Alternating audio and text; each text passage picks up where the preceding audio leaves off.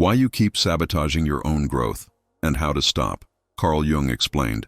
You've read the books, watched the videos, set the goals, visualized the future version of yourself. You've promised, this time I'm really going to change. And for a moment, it feels like you are. Until you're not.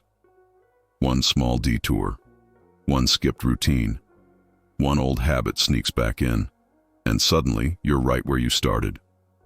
Maybe even further behind. Why does this keep happening? Why do you sabotage your own growth again and again? The answer isn't about laziness. It's not that you lack discipline. And no, it's not because you're not ready. It's deeper than that. It's older than that. It lives in the shadows of your mind and the body that holds your story.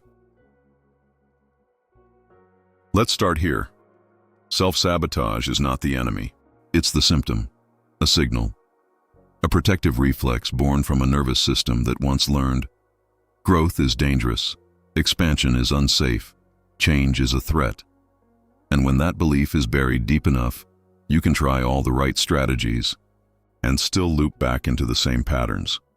Because the part of you that's sabotaging your growth believes it's protecting you from something worse: rejection, humiliation, failure, or even the fear of becoming someone unrecognizable. See, we're not just creatures of habit, we're creatures of emotional memory. And that means your past experiences, especially the painful ones, don't just live in your thoughts. They live in your nervous system, in your reactions, in your unconscious identity. That's why transformation feels so hard. Because to grow, you have to let go of who you were, not just behaviorally, but emotionally and biologically.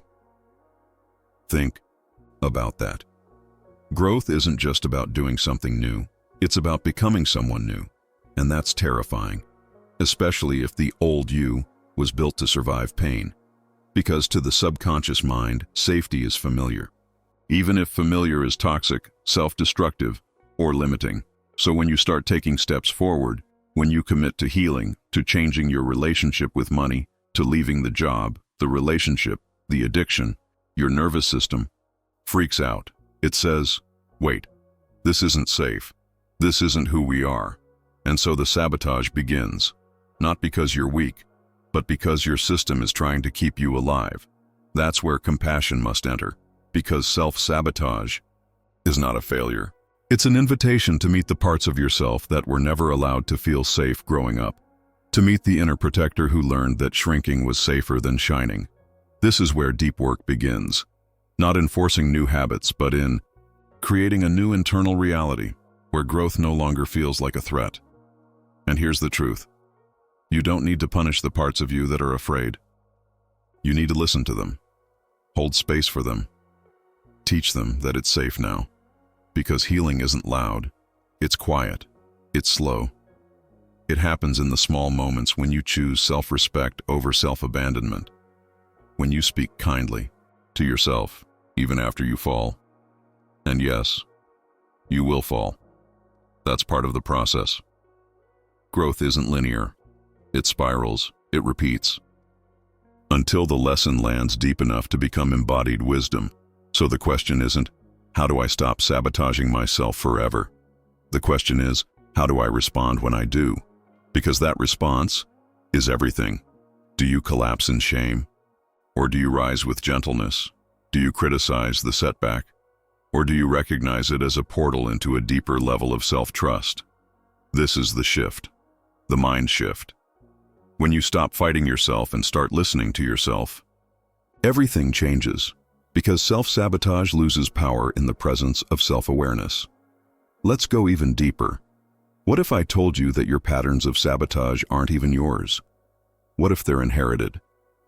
Science now shows that trauma can be passed down for generations, and many of the beliefs you carry about worth, success, money, power, they're not personal. They're ancestral. You may be carrying your mother's silence, your father's unfulfilled dreams, your grandparents' fear of being seen. This isn't about blame. It's about recognition. Because when you realize that your patterns didn't start with you, You also realize they don't have to end with you either, and that awareness alone can set you free. It allows you to step out of shame and into curiosity. It gives you permission to be the cycle breaker, to choose a new way, to stop passing on fear and start passing on freedom. But freedom takes work, not hustle, not perfection, but honest inner work. The kind that Carl Jung described as meeting the shadow, the rejected parts of yourself that you were told were unworthy.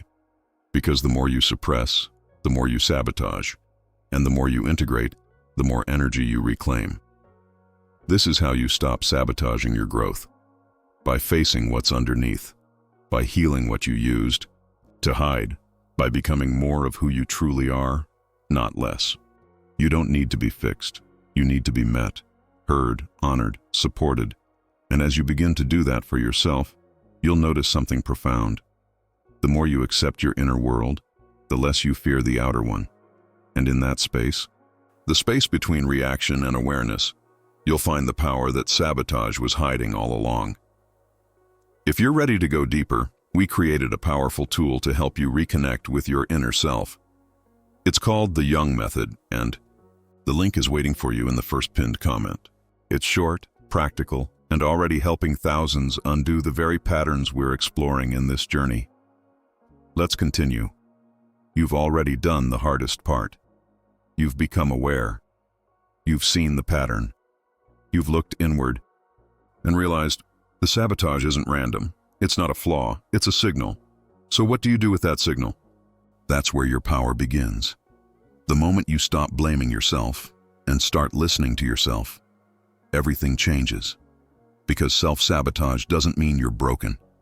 It means you've outgrown the story you were given. And now, it's time to write your own. But here's the paradox. Growth doesn't come from doing more. It comes from feeling more, from allowing what you once resisted, from making space for discomfort without needing to escape it. We've been conditioned to believe that transformation looks dramatic, quitting jobs, changing cities, cutting people out. But the most radical change often happens in silence. In the moment you pause before reacting. In the breath you take before repeating the old script.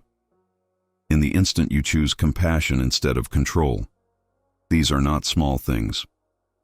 They are everything, because every moment of self-awareness is a doorway to a new life. But stepping through that doorway requires courage, not the loud kind, the quiet kind, the kind that sits with the inner child when they're scared, the kind that doesn't shame your setbacks, the kind that says, I'm still here, I'm not leaving. And maybe that's the hardest part. Not changing, but staying. Staying with yourself when everything in you wants to run, avoid, or numb. That's why so many people sabotage their own growth. Because staying present, with pain, with doubt, with discomfort, feels unbearable without the right tools. But when you have those tools, when you know how to regulate your nervous system, how to hold space for conflicting emotions, how to navigate your inner landscape, you stop fearing the shadows. You stop running from the parts of you that were exiled, rejected, silenced, and you begin to integrate, to reclaim, to return. That's what healing truly is, a return to wholeness, not perfection. Wholeness, the version of you that includes it all, the mess, the magic, the fear, the fire, the version that doesn't need to erase your past in order to build your future, because your wounds are not shameful. They are sacred. They are the very places where your power has been hidden. And the more you try to hide them, the more you give away your strength. But when you bring them into the light, gently, compassionately, slowly, they begin to transform. Pain becomes wisdom. Grief becomes clarity. Fear becomes direction. This is not easy work, but it's the only work that frees you, because no matter how many goals you set, if you don't believe you're worthy of achieving them, you'll sabotage them. And no matter how much knowledge you collect, if you don't feel safe in your body, you'll never trust your growth. That's why mindset isn't enough. You need heart set. You need nervous system support. You need soul level safety. And that only comes when you stop fighting the parts of you that feel too much and start learning how to listen. Because those parts, the needy one, the angry one, the avoidant one, they're not obstacles. They're messengers. They're carrying the stories you were too young to process. They're holding the pain you didn't know how to name. They're protecting you the only way they knew how. So instead of pushing them away, what if you welcomed them? What if you asked, "What are you trying to tell me?" Because in that question is freedom. In that moment, a new pattern begins, the pattern of curiosity, of compassion, of real, sustainable healing. And from that place, growth stops being a performance and starts being a homecoming. You're not becoming someone new. You're becoming who you were before the world told you to be smaller. And that version of you, they're not far away. They're already here, under the fear, beneath the doubt, inside the stillness. They're waiting, not for you to be perfect, but for you to be present. That's it. Because presence heals what pressure can't. You don't need to force the change. You need to feel it. You don't need to rush the breakthrough. You need to create the space where it can arrive. And space doesn't mean distance. It means intimacy, slowness, attention. It means making room in your life for you, not the you others expect, the real you, the one who feels deeply, the one who needs rest, the one who craves freedom, not just achievement. So let this be the invitation to stop performing healing and start embodying it. Let yourself be seen by you. Let yourself be heard by you. Let yourself be safe with you, because no one else can do that part. Only you can choose to stop abandoning yourself in the name of being acceptable. Only you can say, "This version of me is worthy of love," even now, especially now. And when you do, everything begins to shift. You stop chasing validation. You start embodying truth. You stop fearing the pause. You start trusting the process. And you realize, maybe growth isn't something you achieve. Maybe it's something you remember, something you return to every time you choose peace over panic, truth over ego, presence over perfection. So the next time you catch yourself sabotaging again, pause, not to scold, but to check in. What part of me feels unsafe right now? What need am I ignoring? What truth am I ready to hear? And then, breathe. Softly, slowly, fully. This is where you build a new life, one breath at a time. And no, it won't be linear. It won't always be easy, but it will be real, and real is enough. Real is sacred. Real is sustainable. So don't give up. You're not failing. You're unfolding. And your unfolding will inspire others to stop performing and start healing too. And here's something no one tells you. Healing isn't always inspiring. Sometimes it's dull. Sometimes it's messy. Sometimes it feels like nothing is changing, until everything is, because growth is rarely seen in the mirror. It's seen in the moments no one claps for, when you set a boundary, even if your voice shakes.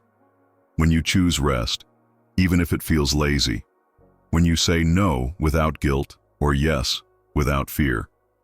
When you forgive yourself, not because you deserve it, but because carrying the shame became too heavy. That's when you know you're growing. You're healing when your triggers become teachers, not tyrants. You're healing when your silence isn't punishment, it's presence. You're healing when the chaos inside doesn't scare you anymore, because you've sat with it enough to call it by name. And maybe you're here now, somewhere, between who you were and who you're becoming. In that liminal space, the in-between, where old habits die slowly and new ones don't feel natural yet. Where your past is no longer home, but your future isn't fully built. That space can feel like floating, like nothing solid, like you're failing, but you're not. You're being rewritten, and rewriting takes time. This is the cocoon stage. Uncomfortable, uncertain, but essential, because the caterpillar doesn't grow wings overnight. It dissolves. It becomes unrecognizable, Only then can something new emerge. And the same is true for you. The part of you that once had to perform is softening. The part of you that once feared being seen is opening. The part of you that once thought you were too broken to be whole is learning that your pieces are sacred, that your pain was never a punishment. It was a portal, a passage to a deeper version of you, a wiser version, a freer version. So when it gets hard, and it will, don't go back to what hurt you just because it's familiar. Don't trade your healing for comfort. Don't abandon your progress because it's taking longer than you thought. This isn't a race. It's a remembering, a returning, a resurrection of the parts you buried to survive. And now, you're learning to live. So breathe into the discomfort. Trust the pause.